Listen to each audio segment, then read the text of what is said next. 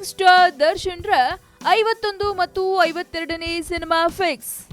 S, challenging star Darshan ಹುಟ್ಟುಹಬ್ಬದ ಹಿನ್ನೆಲೆ ದರ್ಶನ್ ರವರ 51ನೇ ಚಿತ್ರವನ್ನ ಅನೌನ್ಸ್ ಮಾಡಲಾಗಿತ್ತು.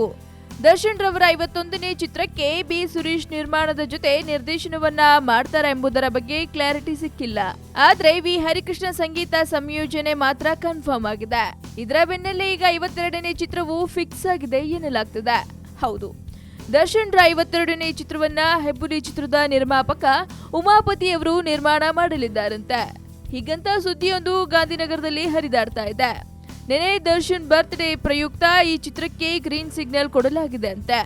ಸದ್ಯ ನಿರ್ಮಾಪಕರು ಮಾತ್ರ ಅಂತಿಮವಾಗಿದ್ದು ಚಿತ್ರದ ಬಗ್ಗೆ ಹೆಚ್ಚೇನು ಮಾಹಿತಿ ಬಹಿರಂಗಪಡಿಸಿಲ್ಲ. ಅಂದ್ಹಾಗೆ ನಿಮ್ಮೆಲ್ಲರಿಗೂ ಗೊತ್ತಿರೋ ಹಾಗೆ ದರ್ಶನ್ ರ 49ನೇ ಚಿತ್ರ ತಾರಕ ಚಿತ್ರವನ್ನ ಮಿಲನ ಪ್ರಕಾಶ್ ಆಕ್ಷನ್ ಕಟ್ ಹೇಳ್ತಿದ್ದಾರೆ. 50ನೇ ಚಿತ್ರಕ್ಕೆ ತರುಣ್ ಸುಧೀರ್ ನಿರ್ದೇಶನ ಮಾಡ್ತಿದ್ದಾರೆ ಎಂಬ ಸುದ್ದಿ ಕೂಡ ಹರಿದಾಡ್ತಾ ಇದೆ. ಹೀಗಿರುವಾಗಲೇ 51ನೇ ಚಿತ್ರ ಬಿ ಸುರೇಶ್ ಮತ್ತು ಶೈಲಜಾ ನಾಗ್ ಅವರ ಪಾಲಾಗಿದೆ. ಈಗ 52ನೇ ಸಿನಿಮಾ ಹೆಬ್ಬುಲಿ ನಿರ್ಮಾಪಕರು ಫಿಕ್ಸ್ ಆಗಿದ್ದಾರೆ ಎನ್ನಲಾಗ್ತದೆ.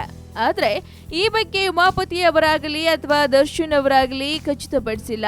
ಒಟ್ಟಾರೆ ದರ್ಶನ್ ರ 51 ಮತ್ತು 52ನೇ ಸಿನಿಮಾ ಯಾವುದು ಅಂತ ತಿಳ್ಕೊಂಡ್ರಿ. ಸೊ ಮತ್ತಷ್ಟು ಸ್ಯಾಂಡಲ್ವುಡ್ ನ ಅಪ್ಡೇಟ್ಗಾಗಿ ಸಬ್ಸ್ಕ್ರೈಬ್ ಮಾಡಿ ಫಿಲ್ಮಿ ಬೀಟ್ ಕನ್ನಡ.